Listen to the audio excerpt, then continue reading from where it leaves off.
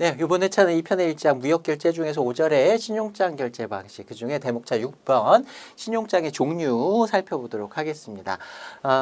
신용장 다른 부분 다 마찬가지긴 하지만요, 이 특히 신용장의 종류와 관련된 부분에서 문제가 꽤 많이 출제가 됩니다. 그리고 이쪽에서는요, 좀 단편적으로 다음이 의미하는 신용장은 무엇이냐 이런 식으로 그냥 딱 단편적인 문제만 출제되는 경우도 꽤 많이 있고요. 그리고 영어로 요 내용들을 뭐 예문 하나를 주고 여기 이 신용장의 종류를 골라라 이런 문제들도 꽤 많이 출제가 됩니다. 앞에서 우리가 공부했던 신용장과 관련된 이런 이론들을 접목해서 구분 한번 해보도록 하겠습니다. 자, 신용장을 여러 가지 종류로 나눠볼 수가 있는데요. 첫 번째는요, 선적 서류가 첨부되었는지 안 됐는지 여부에 따라서 나누는 구분입니다. 화환 신용장과 무화환 신용장으로 구분을 하는데요. UCP에서 신용장이라고 할 땐 기본적으로 다 다큐멘터리 크레딧, 화환 신용장을 의미합니다. 자, 환어음의 지급을 담보하는 선적 서류가 첨부된 신용장이다 이런 표현을 쓰는데요. 우리가 추심에서는 상업서류, 금융서류 이렇게 서류를 나눠가지고 금융서류는 어음이라든가 수표 등의 금전의 지급을 요구하는 서류고 상업서류는 상업송장이나 운송서류나 그 밖에 금융서류가 아닌 모든 서류를 말한다 이렇게 정의를 했었죠. 근데 요거는 추심에서의 분류고요. 신용장 쪽에서는 상업서류니 금융서류니라는 표현을 UCP에서 사용하고 있지는 않습니다. UCP에서는요, 사실 이건 ISBP 규정이긴 한데 선적서류라는 표현을 사용합니다. 자, 선적서류라는 건 나중에 우리가 뒷부분에서 다시 한번 공부를 하긴 하겠지만 ISBP에서는 어떻게 정의를 하고 있냐면 매도인이 매수인에게 계약 이행을 증빙하기 위한 서류들로서 환어음이라든가 그다음에 서류의 송부를 증명하는 서류, 그러니까 지금은 환어음 같이 돈 달라라고 하는 서류 이외의 모든 서류를 다 선적 서류라고 한다. 이 정도로만 기억을 해두셔도 됩니다. 그래서 물품 매매 계약을 할 때는 매도인이 매수인한테 기본적으로 BL과 같은 운송 서류 보내고요. 그 다음에 상업 송장 같은 거 반드시 발행을 합니다. 그래서 물품 매매 계약에서는 사용되는 신용장은 다 화환 신용장이다. 이렇게 생각하셔도 됩니다. 그래서 환어음에다가 신용장 하에서 뭐 환어음을 발행해라 뭐 하는 경우도 있고 발행하지 않는 경우도 있을 수 있지만 아무튼 신용장에서 요구하는 서류 중에 선적 서류, 상업송장이라든가 선화증권 같은 운송서류라든가 보험증권 이런 것들이 포함되어 있는 이런 신용장을 화환 신용장이라고 한다. 기본적으로 물품 매매 계약에서 사용되는 것은 다 화환 신용장이다. 이렇게 기억하시면 되겠습니다. 자, 그다음에 무화환 신용장은요. 이런 선적 서류가 첨부되어 있지 않은 돈 달라고 요구하는 환어음 정도만 요구되는 이런 정도의 신용장들을 우리가 무화환 신용장이라고 하는데요. 자, 두 번째 내용 볼게요. 은행 입장에서 화환 신용장과 달리 거래 물품에 대한 담보 확보 없이 대금 지급을 확약하기 때문에 위험이 높다. 이렇게 되어 있습니다. 이건 언젠가 우리가 다뤄야 될 내용이기 때문에 여기서 얘기를 하고 넘어갈게요. 자, 개설은행은 수익자에 대해서 매매계약과는 독립적으로 독립성의 원칙에 의해서 일치하는 제시에 대해서 대금을 지급하기로 약정을 해놨습니다. 그래서 개설 의뢰인이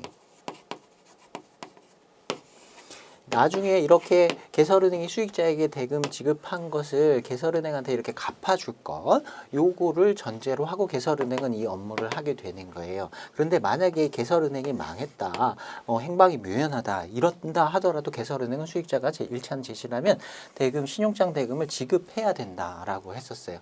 개설은행 입장에서는 개설 의뢰인이 이 신용장 대금을 나중에 갚아주는 이런 보장이 없이는 이 신용장 업무를 하기가 조금 어렵습니다. 그래서 지금 제가 말씀드린 내용은 UCP에 나와 있는 내용은 아니지만 개설은행이 이런 위험을 회피하기 위해 가지고 여러 가지 담보를 설정하게 되는데 신용장 업무에 있어서의 어떤 관행이라고 생각하시면 됩니다. 그래서 신용장을 처음에 개설 의뢰인이 개설 의뢰를 할 때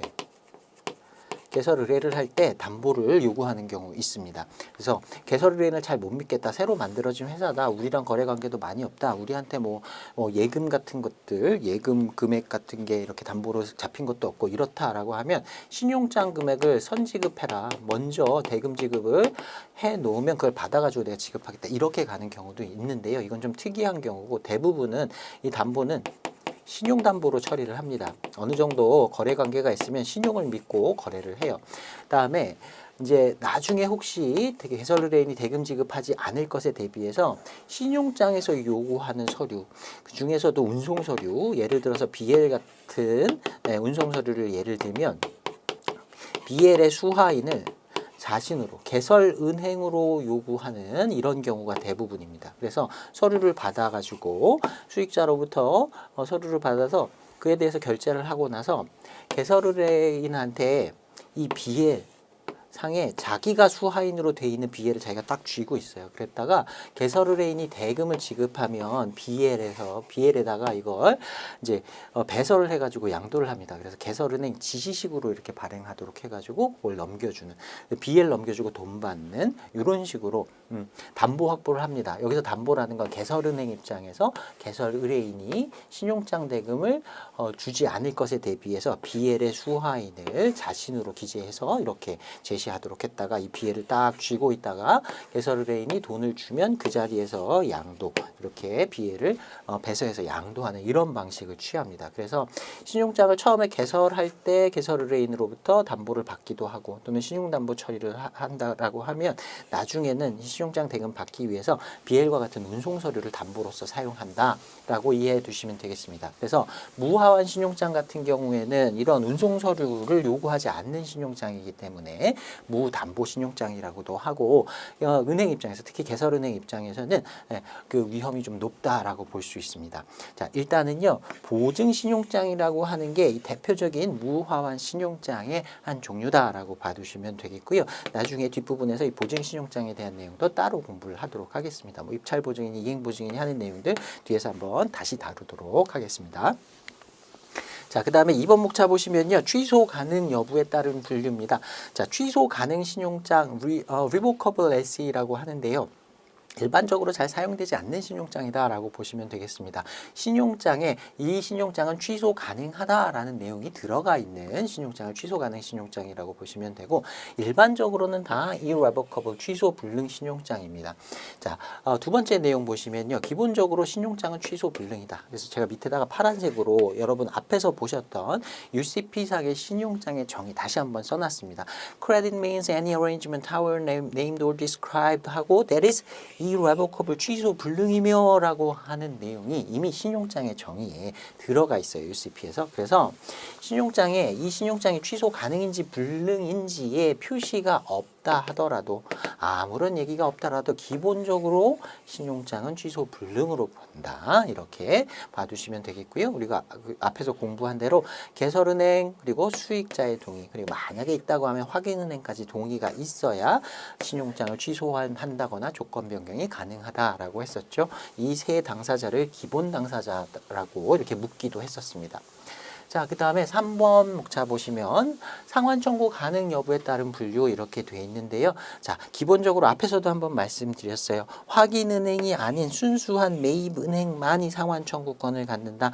매입이라고 하는 건 수익자가 발행한 환어음과 그 밖에 제시된 서류를 구매하는 거라 그랬어요. 서류를 구매해서 매입은행은 수익자가 신용장상에 돈 받을 수 있는 권리를 매입을 통해서 산 당사자다 이렇게 얘기할 수 있다. 그래서 매입은행이 나중에 개설은행한테 서류 보내고 나서 대금을 상환받게 되는데 이 대금을 상환받지 못하는 상황은 거의 하나밖에 없다고 말씀드렸어요. 매입은행에서 서류를 구매하면서 서류를 심사했는데 내가 보기엔 이상이 없었는데 개설은행으로 봤더니 개설은행에서 내가 보지 못한 하자를 잡아냈다. 그래서 이건 일치하는 제시가 아니다라고 해서 대금 지급을 안 하는 경우도 있을 수 있다. 자, 이런 경우에 매입은행은 수익자에게 처음에 지급했던 그 매입 금액을 다시 돌려달라라고 하는 상환 청구권을 가질 수 있다.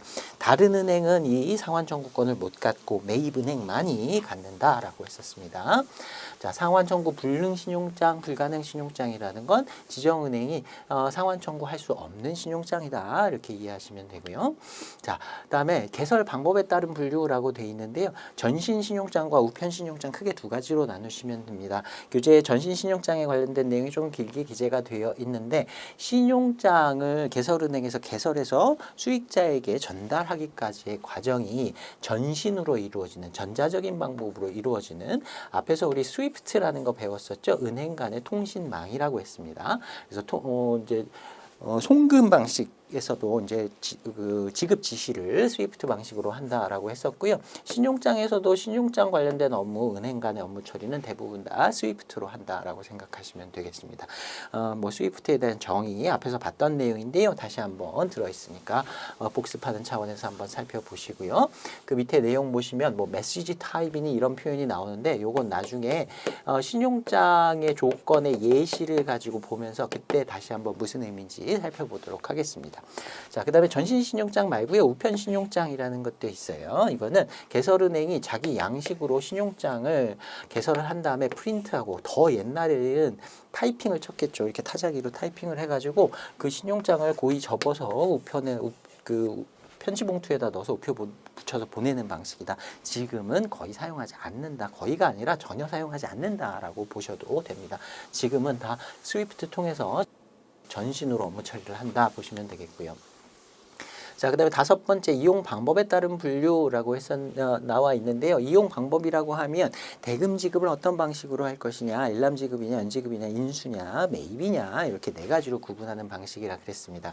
자, 우리가 그 신용장의 UCP에서 결제라고 하는 거, 언어라고 하는 언어에 의한 방식, 일람지급, 연지급, 인수신용장 3가지를 묶어서요. 또 지정신용장이라고 하기도 합니다. 그러니까 매입신용장하고 대비되는 개념으로, 매입신용장과 대비되는 개념으로 지정신용장이라고 묶는데 영어로는 straight LC라고 부릅니다. 자, 그 중에서 첫 번째가 언어의 첫 번째가 일람지급이었죠. 자, 일람지급 신용장의 경우에는 서류가 제시되면 바로 대금을 지급하기로 한 신용장입니다. 그래서 이런 경우엔 환어음이 반드시 필요하다라고 얘기할 수는 없겠죠. 환어음이 없어도 서류가 제시되면 심사하고 나서 대금 지급 바로 하니까 환어음이 꼭 있어야 하는 것은 아닙니다. 그런데 환어음을 발행하도록 하는 경우도 있을 수는 있어요. 그래서 실무상으로는 환어음을 발행하지 않을 가능성도 높지만 있어도 문제가 되지는 않는다. 그래서 환어음이 반드시 필요한 건 아니고 그냥 환어음 없이도 사용은 할 수 있다. 이렇게 보시면 되겠고요. 자, 그 다음에 연지급 신용장 같은 경우에는 일치하는 제시를 하면 나중에 돈 주겠다라고 하는 연지급의 확약서를 써주고 그걸 가지고 갔다가 수익자가 나중에 만기 오면 돈을 주는 방식이라고 했습니다.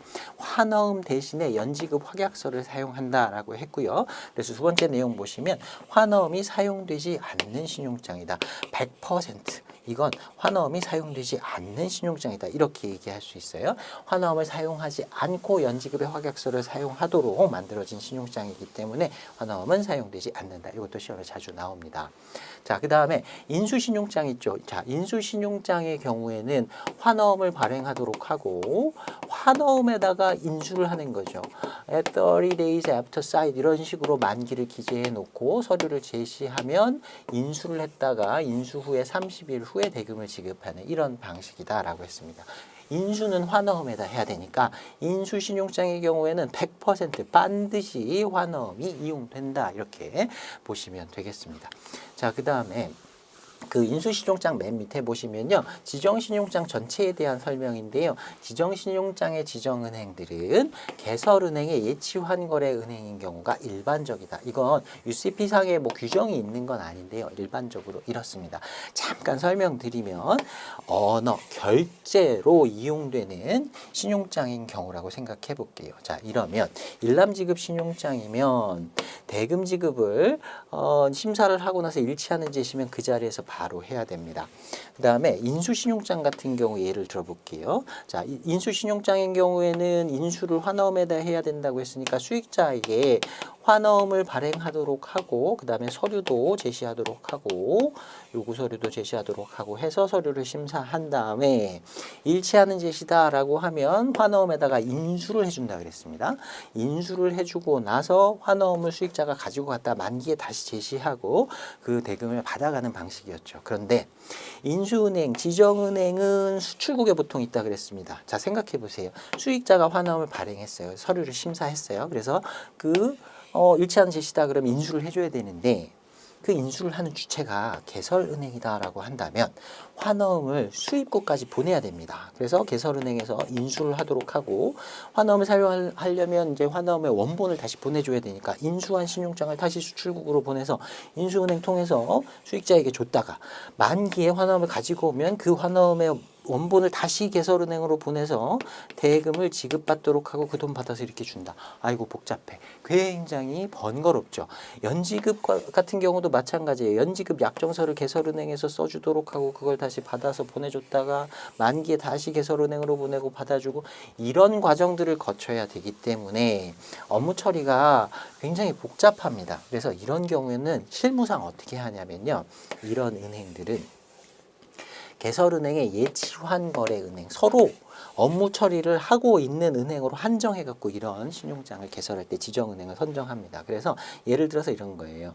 이런 일람지급, 연지급, 인수은행에는 개설은행의 계좌가 개설이 돼 있습니다. 그래서 일람지급 신용장 같은 경우에는 일치하는 제시다라고 하면 개설은행의 계좌에서 돈 꺼내서 바로 지급할 수 있도록 하는 거예요. 그 다음에 인수신용장 같은 경우에는 환어음을 원래는 개설은행에서 인수를 해야 될 텐데 개설은행하고 인수은행하고 서로 약속을 하는 겁니다.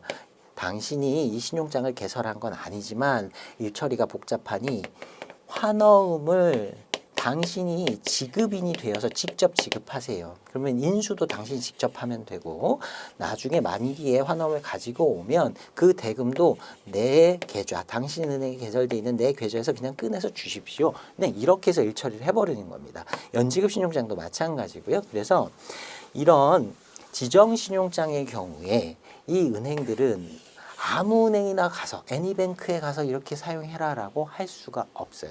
그리고 심사가 이루어지고 나면 대금 지급을 할 때 개설은행에 그 해당 지정은행에 개설되어 있는 개설은행의 계좌에서 돈을 바로 꺼내서 주기 때문에 개설은행 입장에서는 내가 심사를 하기 전에 이런 지정은행들에서 심사를 하고 돈이 그냥 바로 나가는 경우도 있을 수 있다는 거예요. 그래서 개설은행 입장에서는 나 정도 또는 나와 동급이나 나보다 더 심사를 잘하는 은행으로 골라가지고 이런 업무를 맡길 수밖에 없는 거예요.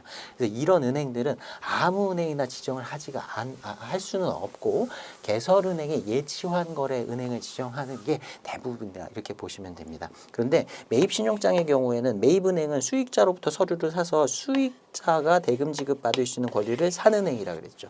그러니까 이 은행은 수익자를 대신해서 제시를 하고 수익자를 대신해서 돈 받아가는 은행이다 이렇게 생각하시면 됩니다. 그러니까 개설은행하고 이렇게 환거래은행, 특히 예치환거래은행이어야 하는 것은 아니에요. 그래서 매입은행의 경우에는 지정은행을 그냥 아무 은행이나 해도 된다 이런 식으로 지정해도 크게 문제가 없게 됩니다.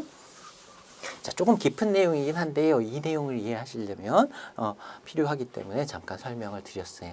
잘 이해가 안 간다고 하면 아무튼 매입 신용장 이외에 다른 방법으로 결제하는 방법으로 이용하는 신용장들의 경우에는 이 지정은행들을 마음대로 설정할 수는 없고 개설은행이 자기가 믿을 수 있는 예치환거래은행을 설정한다. 이 정도만 봐두시고요. 이름도 여기서 온 거라고 보실 수 있습니다. 매입 신용장 같은 경우에는 개설은행에서는 어떤 은행이 매입을 해서 나한테 뭐 서류들이 이렇게 돌아다니다가 나한테 오든지 크게 관계가 없어요. 상관이 없는데 자 이런 신용장의 경우에는 딱 정해진 은행을 통해서 서류가 건네져서 나한테 딱 올 거다.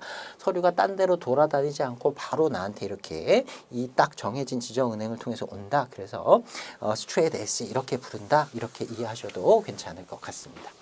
자, 그 다음에 매입 신용장의 경우에는 첫 번째 땡땡이의 내용 앞에서도 몇 번 말씀드렸던 내용이고요. 한번 읽고 넘어가시면 되고요. 자, 두 번째 내용 보시면요. 환어음이 매입될 것을 예상하고 있는 신용장이에요. 그러니까 매입해서 매입은행에 가서 서류하고 환어음 매입시켜서 대금 먼저 찾아갈 수 있도록 이렇게 허락해 준 신용장이기 때문에 환어음이 매입될 거다, 서류들이 매입될 거다라는 걸 예상하고 발행한 겁니다. 그래서 이런 내용이 없어도 되긴 하는데요. 이런 내용이 추가되어 있습니다. 매입신용장에는 자 환어음의 발행인 매도인이죠. 그 다음에 배서인 누가 됐든지 환어음을 발행해서 이렇게 양도하는 사람. 그 다음에 선의의 소지인 마지막에 그 환어음을 가지고 있는 사람 누가 됐든지 간에 아무나 내가 잃지 않은 제시만 나한테 한다고 하면 내가 대금을 지급하겠다라고 하는 내용이 들어 있습니다. 이런 내용이 없어도 매입 신용장이라면 이런 게 가능하지만 마음 놓고 매입해도 누가 됐든지 잃지 않은 제시기만 하면 내가 대금 지급하겠다라고 하는 내용으로 환어음의 발행인과 배서인과 선의의 소지인에 대해서도 내가 결제해주겠다라는 내용이 추가적으로 들어있다. 자, 이런 내용이 들어있는 신용장의 종류를 골라라. 그럼 매입 신용장 골라주시면 되는 겁니다. 자, 그 다음에 매입 신용장도요. 일란불 신용장인 경우와 기한부 신용장인 경우 다 매입이 가능합니다. 일란불 매입 신용장, 기한부 매입 신용장 이렇게 구분하기도 하는데요. 개설은행에서 대금 지급을 받으면 이제 서류 받으면 바로 주기로 한 신용장이든 나중에 돈 주기로 한 신용장이든 모두 다 매입은 일단 가능하다라고 보시면 되겠습니다. 자, 그 다음에 앞에서도 말씀드렸듯이 매입 신용장의 경우에는 환어음이 주로 사용이 됩니다. 일반적으로 사용이 됩니다. 근데 우리가 앞에서 매입의 정의에서 봤었어요. 매입은행이 환어음 그리고 또는 서류를 구매하는 것이라고 했습니다. 그리고 또는이라는 표현이 andor라고 하는 표현이 우리말로 번역하기는 참 어려운데요. 환어음하고 서류를 두 개 다 구매하는 경우도 있을 수 있고요. 환어음 또는 서류니까 환어음만 구매한다든가 서류만 구매하는 것도 가능한 겁니다. 그래서 이론적으로는 환어음 없이도 매입은 가능해요. 서류만 매입하는 것도 가능한데 실무적으로는 주로 이제 환어음이 사용이 됩니다. 자, 그래서 100%는 아니지만 일반적으로 환어음이 사용된다. 앞에서 정리한 내용 다시 한번 보면 연지급 신용장의 경우에는 환어음은 전혀 사용되지 않는다. 인수 신용장의 경우에는 항상 사용된다. 일람지급 신용장의 경우에는 사용되든 안 되든 관계가 없는데 사용하지 않는 경우가 더 많을 것이고 그래도 관계없다. 자, 매입 신용장의 경우에도 환어음이 꼭 있어야 한다라는 규정은 없지만 일반적으로 환어음이 많이 사용된다. 이렇게 정리해 보시면 되겠습니다. 자, 그 다음에 개설은행은 다 할 수 있는데 매입만 못한다 그랬어요. 그리고 확인은행인 경우 개설은행과 동일한 그 의무를 부담하기 때문에 확인은행 자신이 매입을 해야 하는 신용장의 경우라면 매입은 해주되 상환 청구권은 없이 매입해준다라고 했습니다. 자, 그 다음에 이면 배서 신용장이라는 표현이 그 다음에 나오는데요. 뒷면에다가 배서를 요구하는 신용장이다라는 뜻입니다. 자, 신용장을 매입할 때 어떤 서류에 대해서 얼마의 금액에 대해서 매입을 했다라는 사실을 신용장 뒷면에다가 이렇게 쓰도록 한 신용장입니다. 지금은 사실 크게 문제가 안 되는데요. 옛날에 우편 신용장, 종이 신용장을 사용했던 경우에는 신용장을 여러 개 이렇게 복사해가지고요. 여러 매입은행에 한꺼번에 가서 한꺼번에 매입을 해가지고 이중으로 매입을 받는 이런 상황들도 생길 수 있었기 때문에 매입을 할 때 신용장 뒷면에다가 어떤 은행에서 얼마만큼의 금액을 매입했다라는 사실을 기재하도록 이렇게 요구를 하고 있었습니다. 그래서 매입 신용장을 이면 배서 신용장이다라고 얘기를 하기도 해요. 신용장 뒷면에 매입 금액 등 그 내용을 기재하도록 요구하는 신용장이다. 그리고 앞에서도 말씀드렸듯이 개설은행과 한거래은행이 아닌 경우에도 업무는 충분히 가능하다. 자, 매입은행은 수익자를 대신해서 대금 지급을 요청하는 당사자다. 이렇게 이해할 수 있다라고 했죠. 그래서 일람지급, 연지급, 인수신용장의 경우에는 환거래은행에만 이런 업무를 이제 부탁을 하는데 매입은행 같은 경우에는 꼭 그래야 할 필요는 없다라고 했습니다. 자, 그래서 그 다음에 보시면요. 자유매입 신용장, 매입은행 지정 여부에 따른 구분에서 자유매입 신용장 한번 보겠습니다. 자, 매입은행을 지정하지를 않은 거예요. 자, 매입은행을 신용장에다가 어떤 은행이냐, 매입 신용장인데 이 신용장은 애니뱅크, 아무 은행이나 가서도 다 사용할 수 있다 이렇게 해놓은 겁니다. 그래서 수익자가 자기가 원하는 은행, 편안한 은행에 가서 매입을 시키면 되는 거고요. 만약에 A라는 은행을 찾아갔는데 죄송한데요, 저희가 요새 매입 업무를 안 합니다. 그래서 저희가 매입을 못 해드리겠습니다. 거절을 당하면요, 다른 은행에 찾아가면 돼요. B은행 같은 데 찾아가서 매입해 주세요. 그럼 여기 가서 매입을 시키면 되는 겁니다. 자, 그 다음에 두 번째 내용은 환어음의 발행인 수익자뿐만 아니라 배서인, 선의의 소지인 모두 개설은행이 지급 확약을 받는다. 앞에서 매입 신용장 얘기를 할 때 요 내용이 들어가 있었죠. 이 신용장상에는 available with by 이런 그 신용장상의 조건이 있는데요. available with any bank. 모든 은행에서 가능하다. 그리고 available by negotiation, 매입에 의해서 사용 가능한 신용장이다. 자유 매입 신용장이라고 부르고요. 영어로는 open LC. 그다음에 freely negotiable LC, 그다음에 general LC 이런 표현을 사용합니다. 요것도 이제 문제로 출제가 될 수 있기 때문에 요 용어들도 좀 기억을 해두시면 좋겠어요. 자, 그다음에 제한 매입 신용장이라고 하는 건 restricted LC 또는 special LC라고 합니다. 자, 환어음을 매입할 수 있는 환어음이나 또는 서류를 매입할 수 있는 은행을 어떤 특정 은행으로 딱 지정을 해둔 은행이에요. 예를 들어서 매입 신용장을 개설하면서 수익자한테 매입 은행은 ABC 은행이다 이렇게 딱 알려준 겁니다. 자, 이런 경우에는 수익자가 해당 은행만을 찾아가서 매입을 해야 되는 거예요. 다른 은행에서는 원칙적으로 매입을 할 수는 없습니다. 원칙적으로는 그래요. 자, 그래서 두 번째 내용 보시면요. 지정된 특정 은행만을 이용하여야 하며 경우에 따라서 리네고, 재매입이 이루어지는 경우도 있다. 자, 리네고라고 하는 건 이런 상황이에요. 자, 제한 매입 신용장을 통지받은 수익자입니다. 그래서 ABC라는 뱅크가 매입은행으로 지정이 되어 있기 때문에 이 매입 신용장을 매입시키기 위해서, 매입하기 위해서 ABC 은행에 찾아가야 돼요. 근데 나는 이 은행 몰라요. 한 번도 가본 적이 없어요.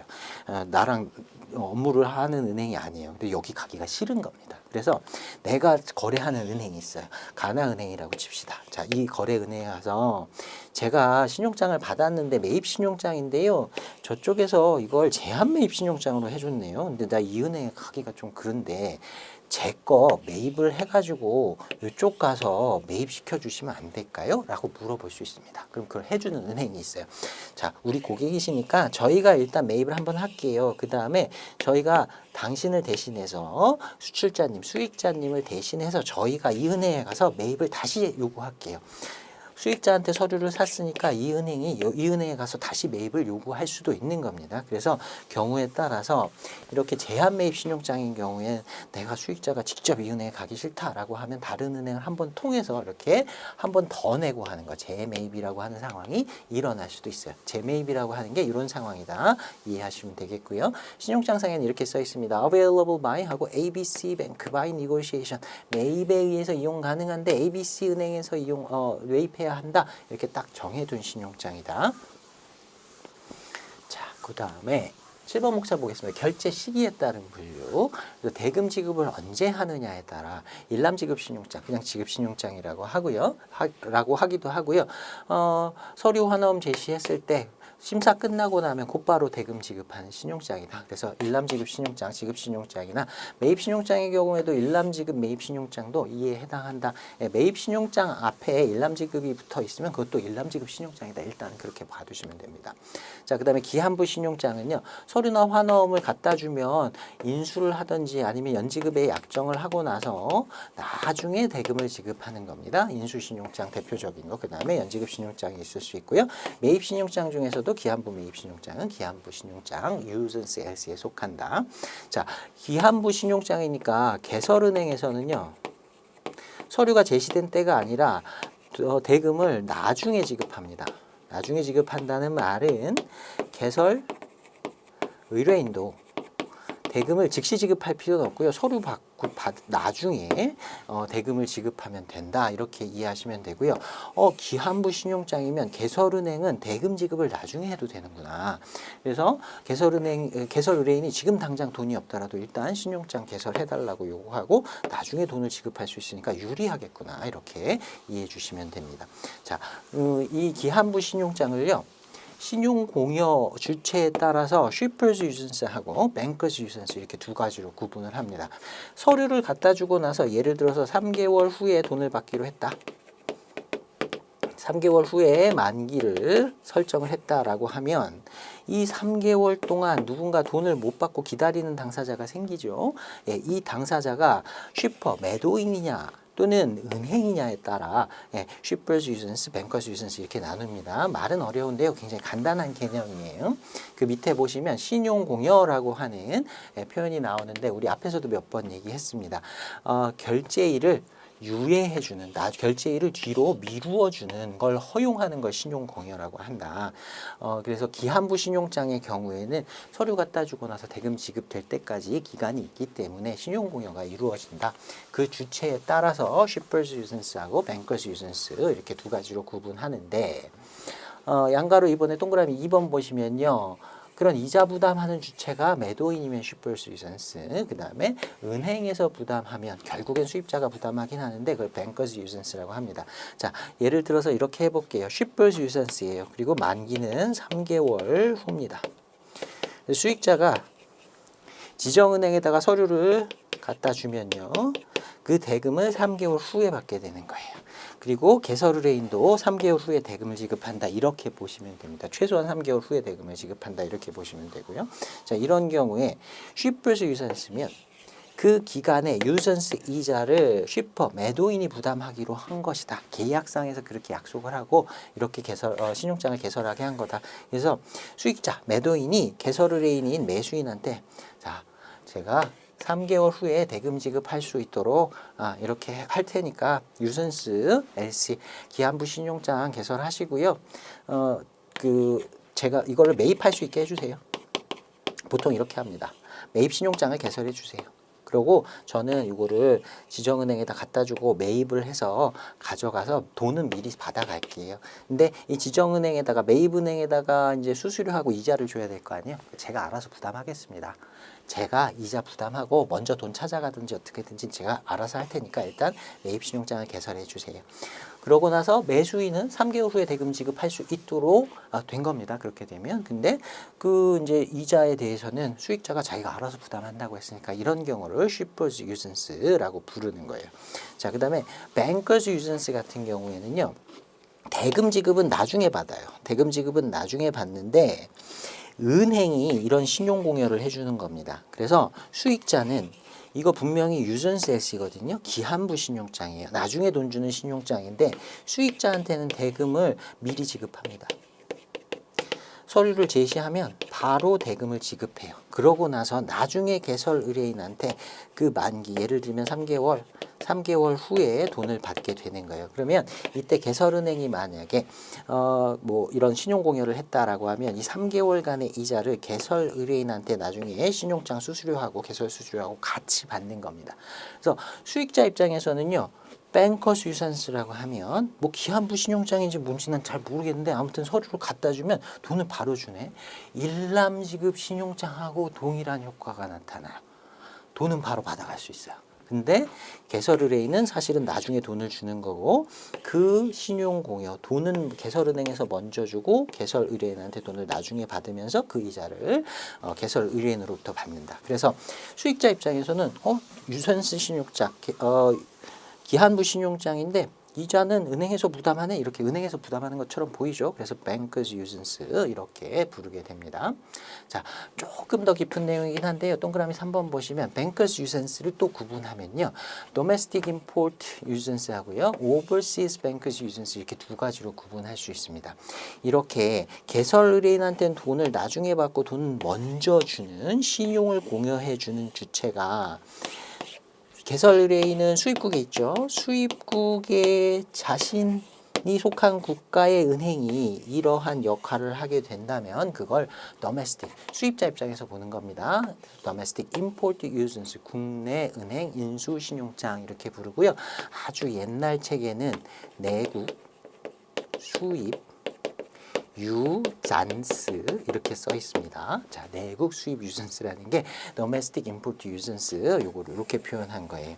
자, 그 다음에 만약에 이런 신용 공여를 하는 은행이 수입국이 아니라 외국에 있다. 자, 이런 경우도 있을 수 있거든요. 은행 간의 약속을 통해서 지정은행에서는 대금을 먼저 지급하는데 지정은행이 먼저 돈 지급하고 3개월 후에 돈을 받게 되는 이런 경우도 있을 수 있습니다.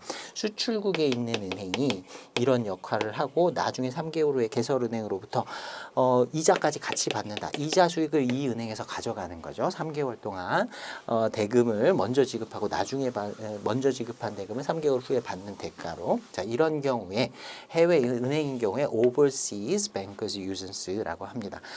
이런 역할을 하는 은행을 인수은행이라고 하는데요. 이 인수은행이 지정은행이 인수은행의 역할을 하는 경우도 있고, 외국에 있는 은행이 인수은행 따로 지정해 놓고 이 은행에서 지정은행한테 돈을 먼저 주고 나중에 돈 받는 이런 경우도 있을 수 있습니다. 약간 복잡하니까요. 여기서는 일단 그런 이자 수익을 얻는 은행이 수입국에 있으면 domestic import uisance, 수입국이 아니라 제3국에 있다고 하면 수출국 포함해서 제3국에 있다고 하면 overseas bankers uisance 이렇게 부른다라고 구분해 두시면 되겠습니다. 자, 동그라미 4번에 보시면 shippers uisance하고 bankers uisance 비교한 내용이 나옵니다. 자, 일단 shippers uisance나 bankers uisance나 둘 다 기한부 신용장이기 때문에 환화음을 발행한다고 하면 환화음의 만기는 기한부 환화음이 발행되게 되는 거예요. 일람지급 환화음은 아니겠죠. 자, 그 다음에 shippers uisance인 경우에는 매도인이 내가 이자 부담할 테니까 일단 uisance LC 발행하고요. 보통 매입할 수 있도록 해주세요 해놓고 자기가 먼저 매입 대금 받아가고 그 이자는 매입할 때 떼고 그만큼 손해보고 가져가는 거예요. 이렇게 하는 경우가 있을 수 있고요. 그 다음에 뱅커스 유전스인 경우에는 은행이 매도인이 제시를 하면 먼저 그때 대금을 지급합니다. 그래서 매수인에게는 대금 결제를 유예를 해줍니다. 그 밑에 내용 계속 보시면요. 신용장 대금에 추가해서 개설은행의 매수인이 그러한 이자 나중에 지급하게 되는 거예요. 나중에 지급하고 매도인 입장에서 보면 신용장 금액을 전액을 일람불로 받긴 하죠. 이게 유전스긴 하지만 나는 지정은행한테 서류 갖다 주면 그때 바로 돈을 받는데 수수료도 안 띄어요. 바로 받으니까 실질적으로는 사이트 LC하고 동일하게 느껴집니다. 매도인한테는 별로 불리할 게 없어요. 개설의뢰인은 은행한테 부탁해서 은행이 먼저 돈 지급하도록 하고 나중에 제가 이자 지급하겠습니다. 이렇게 약속한 것이라고 보시면 됩니다. shippers uisance인 경우에는 내고할 때, 매입할 때 매도인이 그런 이자를 부담하게 되고 보통 신용장 금액에서 이제 그거 빼고 나머지 금액만을 찾아갑니다. 여기서 잠깐 설명드리면요. 매입이 할인이다. 이런 표현도 많이 썼었죠. 예를 들어서 shippers uisance인 경우에 $100짜리 신용장을 개설을 받았는데 shippers uisance라고 한다. 뭐 3개월 후가 만기다라고 하면 매입을 해가면서 미리 대금을 찾아가면서 예를 들어서 한 90불만 찾아가고 나머지 $10는 뭐 매입 수수료나 기간에 대한 이자로서 떼고 가져가는 거죠. 요게 이해가 안 가시는 분들도 계실 겁니다. 상황을 잘 이해하셔야 돼요. 아니 3개월 기다렸다가 100불 다 받으면 되지 왜 지금 90불을 받아가느냐. 사업하면요 돈이 지금 당장 필요한 경우 굉장히 많습니다. 3개월 후에 $10를 더 받는 게 중요한 게 아니고요. 3개월 후에 우리 회사가 붙어나서 없어질 수도 있어요. 당장 내일이 직원들 월급 줘야 되는 날이거나 뭐 임대료를 내야 된다거나 내가 어음 발행한 게 있는데 내일이 만기라서 내가 어음 대금을 내일 지급해야 된다거나 그러면 이런 수수료가 문제가 아니고요. 대금을 빨리 회수하는 게 더 중요합니다. 그래서 이런 식으로 많이 사용을 해요. 이렇게 조건 설정을 해주면 매수인에게 굉장히 유리하기 때문에 shippers uisance인 경우에는 물품을 더 많이 팔 수 있겠죠. 이렇게 많이 팔면서 그런 이자 비용 같은 걸 가능하면 할 수 있다면 물품 대금에다 포함시켜서 물품 대금을 조금 많이 받는 거예요. 많이 받거나 아니면 내가 그만큼의 이자 수수료를 내가 좀 손해를 보지 그 대신 계약 조건을 좋게 해줬으니까 많은 사람한테 물건을 팔 수 있다. 그래서 박리담회로 이렇게 파는 이런 상황에 사용한다라고 이해해 두시면 되겠습니다. 자, 그 다음에 환화음의 지급인은 shippers uisance인 경우에는 개설은행이 나중에 만기에 대금을 지급하는 거고, 이제 매도인 입장, shipper 입장에서는 이제 매입을 통해서 수수료를 매입은행에다 지급하고 먼저 찾아가는 이런 경우가 많고요. 뱅커스 유전스인 경우에는 환화음의 지급인은 개설은행이 직접 되기도 하지만 아까 이제 오버시스 뱅커스 유전스 같은 경우에는 인수은행을 따로 정해서 여기서 이자 수익을 얻도록 하는 그런 방법도 있을 수 있습니다.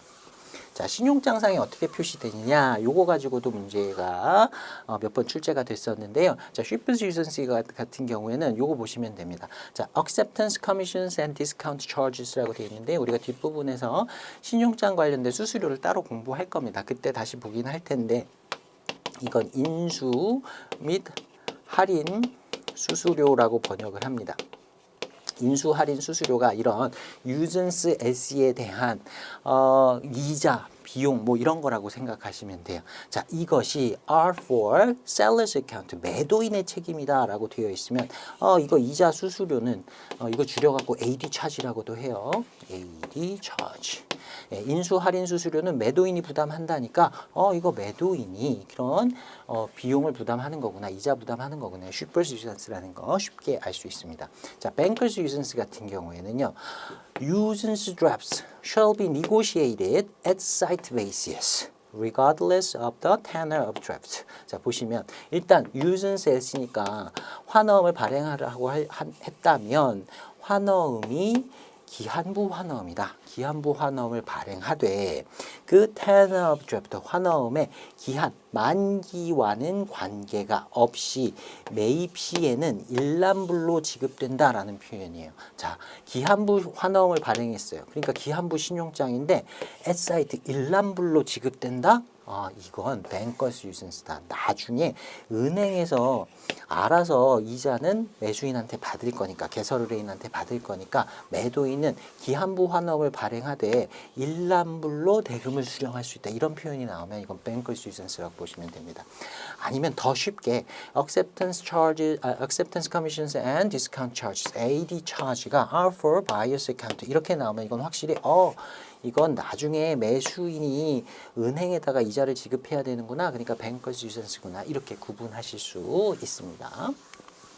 자, 영어로는 이렇게 나온다 표현 보겠습니다. 기한부 신용장의 그 중에서도 bankers usance에 관한 설명입니다. 자, when a credit is issued by bankers usance, bankers usance로 신용장이 개설된 경우에 beneficiaries drafts, 수익자의 환화음은 would be negotiated at site basis.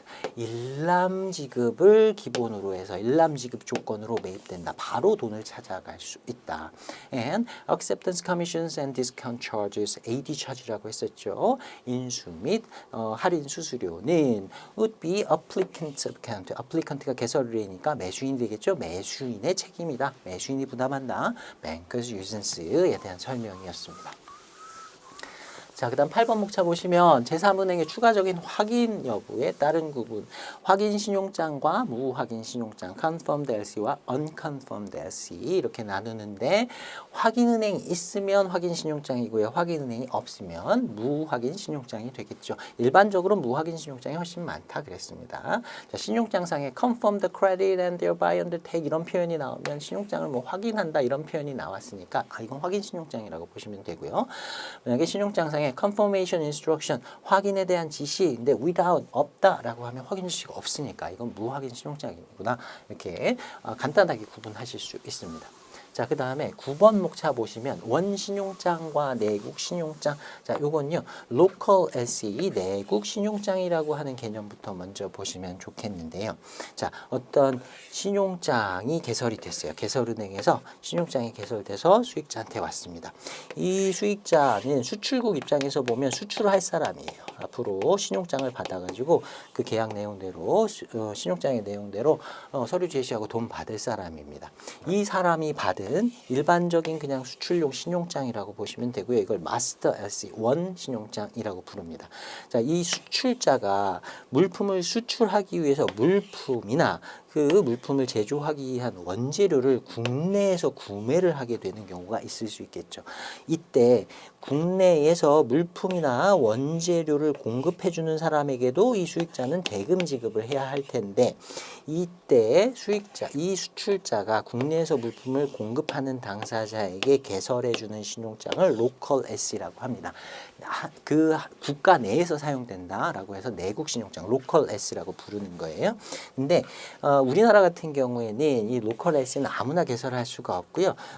뭐 실적으로 할 수 있는 경우도 있는데 만약에 수출용 신용장을 받았다라고 하면 이거를 담보로 해서 로컬 S를 개설할 수 있도록 해줍니다. 이때 마스터 S하고 로컬 S는 서로 다른 신용장이에요.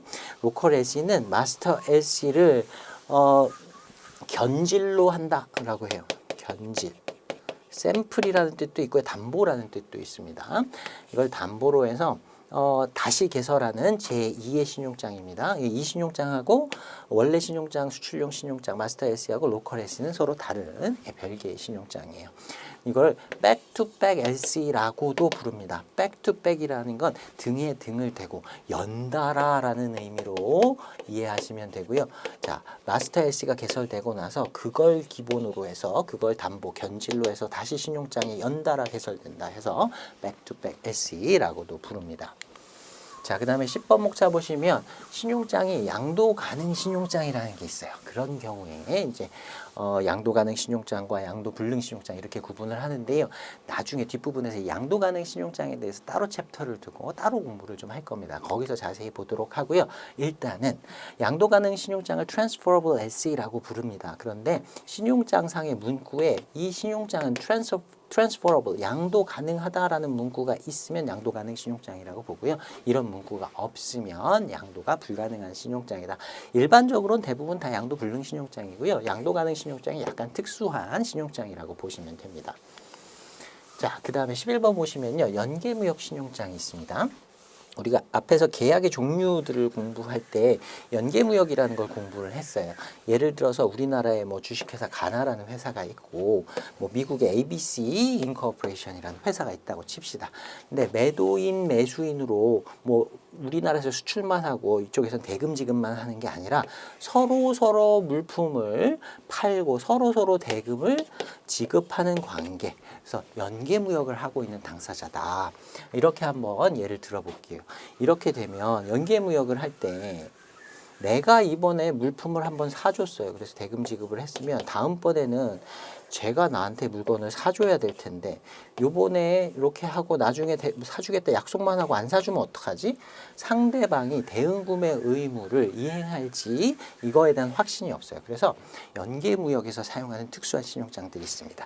세 가지가 있는데요. escrow LC, back-to-back LC, 토마스 LC가 있습니다. 자, escrow LC는 escrow 계좌라는 거 혹시 들어보셨는지 모르겠어요. 중고거래할 때 뭐 안전계좌 해가지고 escrow 어카운트 이런 거 사용한다라는 표현 보신 적이 있는 분들도 계실 겁니다. 자, 이건 뭐냐면요. 예를 들어서 이런 거예요. 주식회사 가나에서 이번에 물건을 사줍니다. 그래서 신용장을 개설해 주는 거예요. 신용장을 개설해 주면서 이 신용장 대금 ABC라는 회사가 수익자인데 이 신용장 대금을 그냥 찾아갈 수 있는 게 아니라 미리 에스크로우 계좌를 하나 터둡니다. 그래서 그 신용장 대금은 에스크로우 계좌에 들어가게 돼요. 이 에스크로우 계좌에 들어있는 돈은 마음대로 이 수익자가 ABC가 꺼내갈 수가 없어요.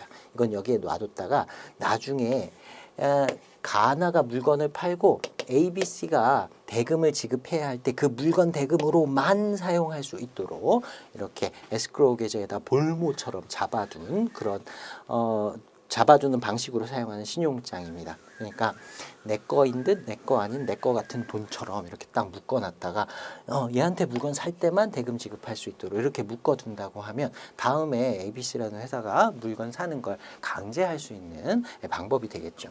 자, 그 다음에요. 백투백 LC라는 게 있어요. 백투백 LC는 뭐냐면 신용장을 개설해 줍니다. 신용장을 개설하면서 조건을 거는 거예요. 너도 나한테 신용장을 개설해줘야 이 신용장을 사용할 수 있다 이런 조건을 거는 거예요. 그래서 물건을 사기 위해서 신용장을 개설하되 이 신용장의 조건에는 너도 나를 위해 신용장을 개설해줘야만 이 신용장을 사용할 수 있다. 이렇게 개설한 신용장을 이 신용장의 대금 지급 받을 때 제시해라 이런 식으로 하는 겁니다. 그러면 상대방도 나한테 물건 사도록 신용장 개설하도록 이렇게 강제할 수가 있겠죠. 자, 그 다음에 토마스 LC라는 건 뭐냐면요. 백투백 LC가 굉장히 강력하긴 합니다. 서로 신용장을 개설해주고 서로 물건 사는 게 확인이 되니까요. 근데 신용장 같은 경우에는 이렇게 서로 백투백 LC로 이렇게 두 개의 신용장을 개설해 줄 때는 그 비교적 둘 간의 거래가 시차가 없어야 됩니다. 예를 들어 이번에 신용장을 개설해 주는데 다음에 내가 물건을 살 때는 1년 후에 사겠다. 1년 전에 미리 신용장을 개설해 두고 유효기간을 1년 동안 둔다. 이게 조금 어려울 수 있거든요. 그래서 백투백 LC는 토마스 LC는 백투백 LC와 거의 비슷합니다. 거의 비슷한데 신용장을 개설해 주면서 조건을 붙이는데 백투백 S에서는 신용장을 개설해줘야 쓸 수 있다는 조건을 붙였다 그랬죠. 근데 토마스 S에서는 앞으로 신용장을 개설하겠다는 약정만 하면, 약속만 하면은 이 신용장을 사용할 수 있다. 그래서 백투백 S의 그 신용장 개설 조건을 그냥 약속만 하면 되는 것을 조금 완화시켜준 이런 신용장이라고 볼 수 있습니다. 그래서 각각의 신용장의 어떤 그 특성, 어떤 의미인지도 알아두셔야 되고요. 연계무역 신용장이 딱 세 가지가 나오죠. 그러니까 이거 지문으로 구성하기도 굉장히 편합니다. 여기다 뭐 하나, 뭐 레드 클라우스 LC 뭐 이런 거 하나 집어넣어가지고 다음 중에 나머지와 성격이 다른 하나를 골라라라든가 이런 식으로 문제 구성하기가 굉장히 편리합니다. 제가 이게 말로 다 설명을 드렸어요. 그래서 밑에 보시면 이제 기탁 신용장, 백투백 S를 동시 개설 신용장, 대응 신용장이라고도 합니다. 아까 우리가 로컬 LC를 백투백 LC라고도 한다 그랬죠. 요것도 동시 개설 신용장, 대응 신용장도 백투백 LC라고도 합니다. 서로 꼬리에 꼬리를 물고 신용장이 동시에 개설되기 때문에 이것도 백투백 LC라고도 불러요. 그래서 그냥 백투백 LC라고만 나오면 이게 연계무역 신용장의 종류의 하나인지 아니면 로컬 LC를 얘기하는 것인지 문맥에 따라서 판단하셔야 됩니다. 이걸 견질 신용장이라고도 한다. 그다음에 토마스 신용장은 백투백 LC의 조건을 조금 완화한, 앞으로 신용장 개설하겠다는 보증서만 있으면, 약정만 있으면 사용할 수 있도록 하는 신용장이다. 그래서 뭐 각 거래가 시차를 두고 발생하는 경우에 사용한다. 이 정도 정리하시면 되겠습니다. 자, 그다음 12번 보시면요. 보증 신용장과 청구 보증이라는 게 있습니다. 보증 신용장이라는 건 말 그대로 보증을 하기 위해서 사용되는 신용장입니다. 보증 업무, 은행에서 보증 업무를 하는데 이 보증 업무를 보증 신용장이라는 형태로 사용한다라고 보시면 됩니다. 그다음에 청구 보증이라는 용어도 있는데요. 디맨드 개런티라고 합니다. 디맨드 개런티도 이 보증 신용장과 똑같은 똑같은 거라고 생각하시면 됩니다. 본질은 같습니다. 보증 업무에 사용되는 이 은행에서 하는 보증의 한 종류다. 이렇게 보시면 되는데요. 보증 신용장은 주로 미국을 중심으로 발전을 했고 청구 보증은 유럽을 중심으로 발전을 했습니다. 요건 왜 그랬냐면요. 지금은 안 그런데요. 전에 미국에서 은행은 보증 업무를 할 수 없다. 이렇게 은행위원회 같은 데서 유권 해석을 내린 적이 있었대요. 그래서 은행에서 보증 업무를 할 수가 없게 됐는데 은행에서 그렇다고 이제 업무를 다 포기한 게 아니라 스탠바이 LC라는 걸 만들어낸 겁니다. 자, 우리말로 번역했을 때 스탠바이 LC는 보증 신용장이라고 번역이 되지만 영어로만 봤을 때는 스탠바이 LC, 보증이라는 개런티라는 이런 표현이 안 들어가 있거든요. 근데 사실은 이름만 스탠바이 LC, 신용장에 탈을 쓰고 있는 거지 사실은 보증이에요. 그래서 이렇게 눈 가리고 앙하듯이 미국에서 주로 사용을 했다라고 하고요. 이제 유럽 쪽에서는 그대로 그냥 보증의 하나로 개런티라는 이름을 붙여서 디맨드 개런티, 청구 보증, 요구 보증이라고 번역하셔도 됩니다. 보증금을 요구하는데, 청구하는데 대금을 지급하는 보증이다. 이렇게 이해하시면 됩니다. 아무튼 그 쓰여진 국가가 미국이냐 유럽이냐 이것만 다른 것이지 실질은 같다. 관행 관습 요거 적용되는 국제 규칙의 차이는 있지만 내용은 실질적인 면에서는 거의 동일하다고 보시면 돼요. 그래서 우리가 둘을 거의 같은 것으로 보고 차이점만 몇 가지 보시면 됩니다. 자, 우리가 앞에서 보증 신용장을 무화환 신용장의 하나다라고 얘기를 했어요. 이거는 보증을 하기 위해서 은행의 보증으로 사용되는 것이기 때문에 선적 서류 같은 게 요구되지 않습니다. 선적 서류는 요구되지 않고 상대방이 계약 내용을 제대로 이행하지 않았다. 그래서 내가 손해를 입었다. 그 손해를 나중에 보상받기 위해서 미리 보증을 하도록 하고 그 보증금을 찾아갈 수 있도록 한 신용장이에요. 그래서 주로 무역 거래에도 사용은 할 수는 있어요. 그런데 무역 외 거래나 자본 거래, 돈을 서로 빌려주고 빌려 쓰는 이런 거래에서 주로 사용을 하게 됩니다. 그리고 동그라미 2번 보시면요, 뭐 용역이나 건설, 플랜트 수출과 관련된 계약을 이행 보증하는 이런 용도로도 많이 사용이 됩니다. 자, 그 다음 동그라미 3번 보시면요. 신용장 대금의 청구를 위해 제시해야 하는 서류. 우리가 화환 신용장에서는 선적 서류하고 환어음하고 뭐 이런 것들을 제시하도록 되어 있는데 보증이라는 게 아까도 잠깐 말씀드렸지만 어떤 계약을 당사자 간에 체결을 하고요. 계약이 제대로 이행되지 않아서 계약 위반이 생겼을 때 한 당사자가 피해를 본다 라고 하면 보증인을 은행으로 하나 세워놓고 어떤 금액을 설정해 놓는 거예요. 그래서 계약 위반에 대한 피해가 발생하면 피해를 본 당사자가 보증은행에 찾아가서 보증금, 그 피해 액수에 해당하는 보증금을 찾아갈 수 있도록 해놓은 신용장이라고 생각하시면 됩니다. 그래서 이런 경우에 대금 청구를 위해서 제시해야 하는 서류는요. 불이행 진술서. 계약을 제대로 이행하지 않았습니다. 그래서 내가 손해를 봤습니다. 맡겨둔 그 보증대금을 나한테 주세요 라고 하는 불이행 진술서와 그리고 서면으로 된 대금 주세요라는 청구서 또는 진술서 이런 것만 제시하면 됩니다. 여기에는 선적서류 같은 것들이 포함되어 있지 않기 때문에 제시서류로는 이걸 무하환 신용장이라고 하는 거예요. 국제규칙으로는 보증신용장 통일규칙 ISP 98이라고 하는 게 제정이 되어 있습니다. 이거 풀네임까지 아실 필요는 없는데요. International Standby Practice의 약자입니다. 그래서 ISP라는 게 나오면 보증신용장 통일규칙이구나 이렇게 봐두시면 되고요. 자, 그 밑에 보시면 틀리기 쉬운 빈출 포인트 있는데요. 우리 앞에서도 공부했었습니다.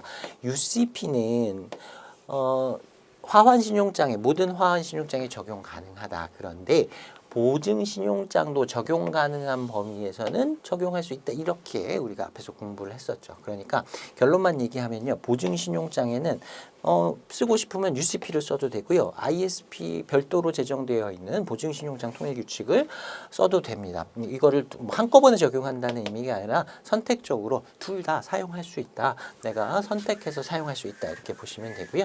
참고로 UN에서 독립적 보증 그리고 보증신용장에 관한 UN 협약이라는 것도 만들어놨습니다. 출제 확률은 그렇게 높지 않으니까 이런 것도 있구나라는 정도만 봐두시면 됩니다. 자, 그 다음에 양가로 3번에 보시면요. 청구보증이라고 하는 거. 그 다음에 그 밑에 보시면 동그라미 1번에 독립보증이다라고 하는 표현도 나오는데요. 아무튼 뭐든지 다 보증이라는 표현이 나오면 보증신용장과 본질은 동일하구나 라고 이해하시면 됩니다. 부르는 이름만 다르지 똑같구나 라고 보시면 되고요. 마찬가지로 나머지 내용 거의 유사합니다. 거의 유사한데 동그라미 4번 보시면 적용되는 국제 규칙이 달라요. 청구보증 통일규칙이라는 게 있습니다. URDG라는 거 ICC에서 만들어놨는데요. Uniform Rules for Demand Guarantee의 약자입니다. 이건 청구보증 통일규칙이라는 게 따로 있다. 그래서 스탠바이 S에 사용하는 ISP나 UCP하고는 그 준거법이 다르다. 이 정도 봐두시면 되겠습니다. 그래서 네, 여기 더 쉽게 이해하기에 나와 있는 거 보증신용장, 청구보증 거의 동일한 형태로 보시면 되고요. 용도는 주로 무역 외 거래에 사용하거나 이행보증이라거나 이런 것들에 주로 사용을 한다. 그리고 제시 서류로는 이제 화환신용장 같은 경우 선적 서류가 요구가 되지만 보증신용장이나 청구보증에서는 선적 서류가 요구되지 않는다. 그래서 무화환신용장이다라고 얘기했었고요. 챙겨두실 거는 적용 규칙이 다르다라는 것 정도 봐두시면 되겠습니다. 자, 그다음에 그 심화 내용 보시면 보증신용장과 은행보증의 특성과 종류 이렇게 되어 있는데요. 보증신용장과 은행보증 내용 한번 읽어보시면 되겠고요. 그때 보시면 직접보증과 간접보증, 간접보증을 구상보증이라고 합니다. 직접보증을 삼자보증이라고도 하고요. 간접보증, 구상보증을 사자보증이라고도 합니다. 이거는 출제 확률이 이렇게 높지는 않은데 어떤 건지만 일단 알아두시면 별 내용은 아니에요. 말이 어려워서 그렇지. 직접보증이라는 건요. 이렇게 보증 신청인이 있습니다. 보증을 신청하는 당사자가 있는데 이거 신용장에서 개설의뢰인하고 똑같다라고 보시면 돼요. 그리고 은행에다가 보증을 해달라고 요구를 해서 은행이 보증을 해줍니다. 그러니까 신용장으로 치면 개설은행이랑 똑같은 거예요. 그리고 수익자가 있습니다. 이렇게 해서 신용장처럼 사용되는 형태를 직접보증이라고 하고요. 간접보증, 구상보증이라고 하는 건요. 이런 보증 은행한테 직접 요청을 하는 게 아니라 다른 보증인을 하나 더 세워서 간접적으로 이렇게 보증을 하는 겁니다. 최종적인 보증인은 구상보증인이라고 하는 은행, 이것도 보증은행이 하나예요. 이렇게 보증은행을 하나 세워가지고 다른 보증은행을 다시 한번 거쳐서 이렇게 가는 경우도 있다라고 보시면 됩니다. 요거는 이제 외국에 있는 지사 위해서 뭔가 보증신용장 같은 걸 개설해 줄 때 직접 거래 관계가 없기 때문에 외국에 있는 은행과 자국에 있는 은행을 통해서 한 달이 거쳐서 간접적으로 보증을 하는 것이다. 이렇게 보시면 되고요. 자, 이런 게 간접 보증이라고 부르는 거다. 구상 보증이라고 부르는 거다. 당사자가 4명이기 때문에 사자 보증이라고 한다. 이 정도만 봐두셔도 될 것 같아요. 자, 그다음에 그 매도인 쪽의 보증과 매수인 쪽의 보증 이렇게 나눠볼 수가 있는데요. 화환신용장 같은 경우에는 수입자가 개설 의뢰인이 돼서 수출자 쪽으로 신용장을 개설해 주도록 되어 있죠. 그런데 이 보증 같은 경우에는요, 수출자도 자기가 개설 의뢰인이 돼서 수입자를 수익자로 해서 이렇게 개설해 줄 수도 있고요. 화환신용장처럼 수입자가 수출자를 위해서 개설해 줄 수도 있고 양방향으로 다 사용이 가능합니다. 자, 요 표현들 가끔 시험에 나오기 때문에 그 명칭들만 좀 살펴보도록 하겠습니다. 매도인 쪽에서 매수인을 위해서 제공해주는 보증들이 이런 게 있습니다. 자, 첫 번째는요, 어드밴스 페이먼트 본드. 이거 앞에서 잠깐 얘기한 적 있어요. 선수금 상환 보증 또는 선수금 환급 보증이라고 하는데요. CWO 같이 매수인이 매도인에게 선지급을 한 경우, 선지급을 했는데 선지급 받은 금액만 가지고 매도인이 어디로 도망가는 경우가 있을 수 있겠죠. 그래서 내가 이 선지급 받은 금액을 받고 계약을 제대로 이행하지 않으면 내가 뱉어내겠다라고 보증을 제공해 주는 것. 그래서 매도인이 매수인을 위해서 보증을 제공하는 것에 속합니다. 자, 그다음에 비드 본드라는 게 있는데요. 줄여서 B본드라고도 합니다. 비드 본드는 입찰 보증, 비드가 이제 입찰이라는 뜻이죠. 입찰 보증으로 공개 입찰에 참여해서 낙찰을 받으면 내가 반드시 계약을 체결하겠다라는 보증으로 입찰에 들어가기 전에 보증을 요구하는 경우가 있습니다. 이런 경우에 사용하고요. 그다음에 P본드라고 하는데요. 퍼포먼스 본드, 계약 이행 보증이라고 합니다. 요거는 많이 들어보신 분들도 계실 거예요. 매도인이 매수인에게 계약 체결해서 계약을 이행하겠다. 중간에 내가 계약 이행을 하지 못해가지고 매수인한테 뭔가 손해가 발생하면 그에 대해서 내가 보증금으로 맡겨둔 돈 이거 지급하겠다. 그리고 은행에서 이렇게 보증을 해주는 겁니다. 그래서 매수인 입장에서는 계약이 제대로 이행되지 않으면 나중에 그 손해배상금과 같은 성격으로 이 P본드로 맡겨둔 금액을 자기가 회수할 수 있게 되는 거예요. 자, 그 다음에 메인테넌스 워런티 본드라는 게 있습니다. 하자 보증 같은 건데요. 자, 계약은 이행을 했어요. 계약을 이행을 해놓고 완료가 됐는데 어떤 일정 기간 동안에 그 물품 같은 것에 대해서 매도인이 보증을 해줘야 돼요. 근데 만약에 뭐 2년 정도가 지났는데 보증 기간은 5년 뭐 이렇게 길어요. 근데 한 2년 정도 있다가 이 회사가 망해서 없어지거나 도망갈 수도 있기 때문에 만약에 이런 하자 보증이 제대로 안 되면 일정 금액을 찾아갈 수 있도록 이렇게 맡겨놓은 보증으로 맡겨놓은 금액이다 이렇게 생각하시면 됩니다. 그래서 전체적으로 이걸 다 외우실 필요는 없는데요. 이 표현들을 보시고 매도인이 매수인 쪽에 제공해 줄 수 있는 보증이구나 이 정도 구분해 주시면 될 것 같고요. 그다음에 화환신용장처럼 매수인이 대금 지급을 위해서 보증을 하는 경우도 있습니다. 페이먼트 본드 같은 거예요. 말 그대로 매수인이 내가 대금 지급 안 하면 이렇게 보증금으로 맡겨둔 거 찾아가시면 됩니다. 라고 해서 보증을 제공해 주는 거예요. 자, 이런 경우에 사용될 수 있습니다. OA예요. 외상거래를 하는데 매수인이 정해진 만기에 대금을 송금하지 않으면 이렇게 보증금으로 맡겨놓은 대금을 찾아갈 수 있도록 이렇게 보증을 제공하는 상황이라고 보시면 되겠습니다. 근데 일반적으로요, 한 건 거래하는데 OA 거래하는데 이 보증신용장 개설해달라고 하면 배보다 배꼽이 더 크기 때문에 일반적으로는 그렇게 하지 않고요.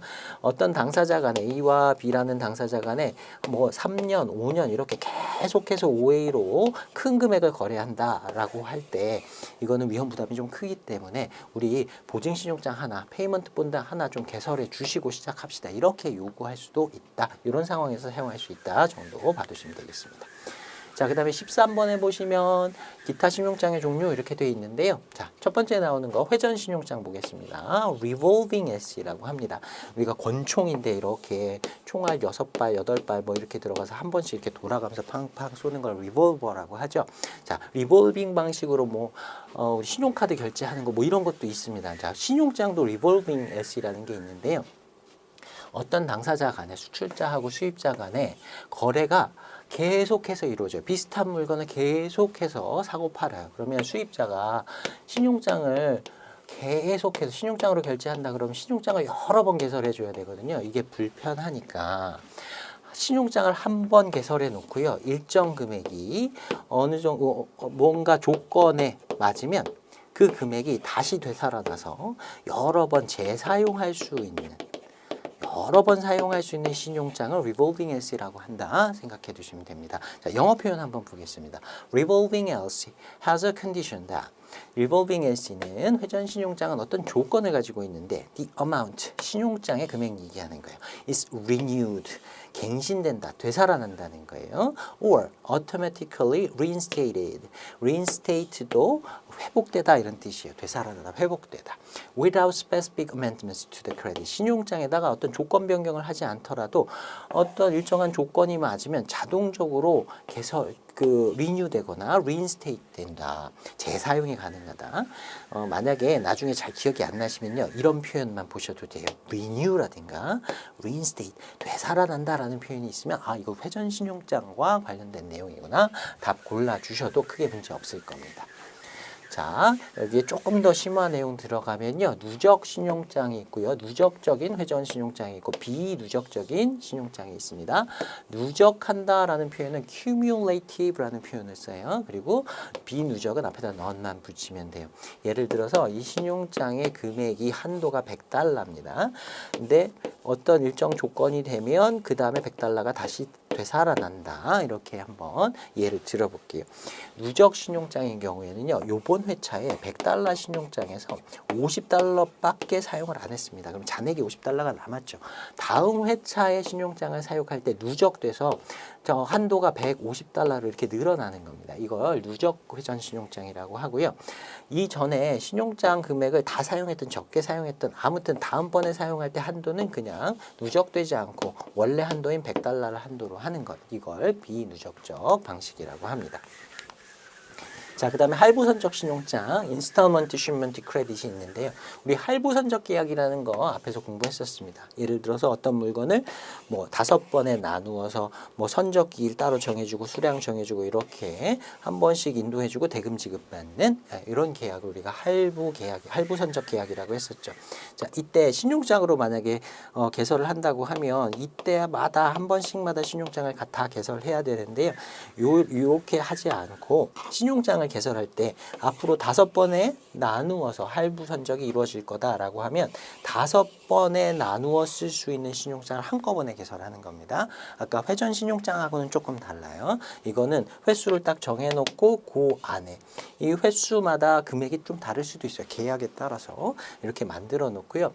한 번 선적하고 나서 그 신용장 대금을 찾아가고 선적하고 나서 찾아가고 이런 식으로 사용하는 겁니다. 그래서 각 할부분 그 인스톨먼트마다 정해진 신용장 대금이 있고 그 대금을 일치하는 제시를 한 번 할 때마다 한 번씩 찾아갈 수 있도록 한 거예요. 근데 UCP에 좀 특징적인 부분이 있는데요. 만약에 이렇게 할부 선적을 진행하다가 예를 들어서 3회차에 제대로 선적을 하지 못했어요. 그러면 이때 이 신용장 대금도 받아가지 못하는 게 당연하겠죠. 그런데 한 번 이렇게 잘못하고 나면요. 그 이후에 신용장 전부 다 못 쓰게 되어 있습니다. UCP 상에서는 할부 선적 신용장에서는 수익자가 정해진 기간 내 할부 선적 의무를 이행하지 못하면 당해 선적분, 해당 선적분은 물론이고 예를 들어 3회차를 못했다라고 하면 이때 대금 지급 못 받는다. 그리고 그 이후분까지 모두 다 무효가 돼서 다 사용할 수가 없게 됩니다. 자, 그 다음에 마지막 종류입니다. 선대신용장이라고 하는 게 있어요. 우리말로 전대신용장이라고 부르기도 하는데 선대나 전대나 모두 미리 대금을 지급한다라는 의미로 이해하시면 됩니다. 자, 이걸 물품을 선적하기 전에 대금을 선지급하도록 수권, 권한을 주고 있는 특별한 조항을 두고 있는 신용장입니다. 자, 이거 선지급을 왜 시켜주냐면요. 수익자, 물품을 공급해줄 수출자죠. 수출자가 계약 물품을 선적하는데 그러니까 그 물품을 조달하는 데 필요한 자금을 선지급해 줄 수 있도록 매수인이 매도인한테 어떤 혜택을 주는 신용장이라고 보시면 됩니다. 그래서 일반적인 신용장에서는 일치하는 제시를 해야만 심사 후에 대금을 지급하는데 이 선대 신용장에서는 일치하는 제시를 앞으로 하겠다는 약속만 하면 정해진 선지급 금액을 받아갈 수가 있어요. 그리고 나머지 금액이 있다고 하면 나중에 선적 서류를 제시하고 그걸 수령해 갈 수 있습니다. 자, 실무상 그렇게 중요한 중요한 건 아닌데요. 시험엔 자주 나옵니다. 영어 표현도 굉장히 많은데요. 이 중에 뭐가 나올지 모르니까 다 보셔야 됩니다. 자, 패킹 LC라고 하는 건 포장 신용장이다. 매도인이 수출 물품을 조달해서 포장할 수 있도록 선지급해주는 신용장이다. 이렇게 보시면 되고요. Advance Payment LC라고 하는 건 바로 그냥 대금을 선지급한다라는 표현이 나와 있으니까 봐두시면 되고, 그다음에 Red Clause 조금 이따 얘기하도록 하고, Anticipatory LC 요거는 뭔가 기대하다라는 뜻도 있고요. 그다음에 선행한다라는 Anticipatory에 선행한다는 뜻도 있습니다. 미리 대금을 지급한다라는 뜻도 있어요. 그리고 Red Clause LC도 자주 시험에 나오는 표현인데 빨간 조항 신용장이라는 뜻입니다. 자, 이 선지급을 할 수 있다라는 내용이 좀 특이한 내용이잖아요. 그래서 옛날에 우편 신용장 시절에 어떻게 했냐면 타이핑을 칠 때 선지급할 수 있음 이 부분을 빨간색 타이프라이터에다가 넣어가지고 그 부분만 선지급 가능함 35% 뭐 50% 선지급 가능함 이런 내용을 빨간색으로 썼다고 해요. 그래서 우편으로 이렇게 보내줬었는데 그 이후에 스위프트로 바뀌고 난 다음에 처음에 사용할 때는 이제 프린터들이 흑백 프린터잖아요. 그래서 빨간색을 표현할 수가 없으니까 그냥 이렇게 썼답니다. Red Clause 빨간 조항이다. 그리고 그냥 까만색 글씨인데 빨간 조항 Red Clause 해놓고 거기다가 선지급 가능함 이런 내용을 썼다고 합니다. 그래서 Red Clause LC라고 불러요. 자, 이름이 특히 영어 이름이 여러 가지이기 때문에 이 표현들 좀 익혀두시면 좋겠습니다. 문제는 그렇게 어렵게 나오지 않는데요. 이 이름들이 많기 때문에 좀 익혀두시면 좋겠고요. 자, 영어로는 이렇게 나온다 내용 한번 보겠습니다. Packing and Credit이라고 되어 있는데 앞에 Packing, 뭐 Anticipatory, Advance Payment, Red Clause 여러 가지 이름이 있었죠. 자, this 이것은 sometimes called Anticipatory LC, Anticipatory LC라고도 불리운다. is intended to assist exporter, 수출자를 도와주기 위해 의도된 것이다. on the production or procurement of the goods sold, 판매된 물품, 매매계약에서 팔기로 한 물품의 제조를 한다거나 또는 구매를 하는 걸 도와주기 위한 것이다. 그래서 선지급을 먼저 해준다 그랬어요. This is here payable at a time prior to the shipment of the goods. 물품을 선적하기 이전에 여기에서 지급 가능하다. 뭐 수출국을 얘기하는 것 같아요. 수출국에서 지급되어야 하는 신용장이다. And against the document other than a transport document. 운송 서류가 아닌 서류. 그러니까 보통 무슨 약정서 같은 이런 서류를 제시하면 그것과 상환으로 대금을 지급할 수 있도록 하는 신용장이다. 자, 여기까지 해서 이번 회차 마무리하도록 하겠습니다. 신용장의 종류들 좀 많다고 생각하실 수도 있는데요. 한 2번 정도 반복해 보시기 바랍니다. 처음에 시작할 때 말씀드린 것처럼 여기서 출제 굉장히 많이 됩니다. 영어로도 많이 나오기 때문에 한번 쭉 보시고 나중에 시간 나면 지금 당장은 아니더라도 나중에라도 한 번 정도는 다시 한번 꼭 보셔야 하는 내용입니다. 수고 많으셨습니다.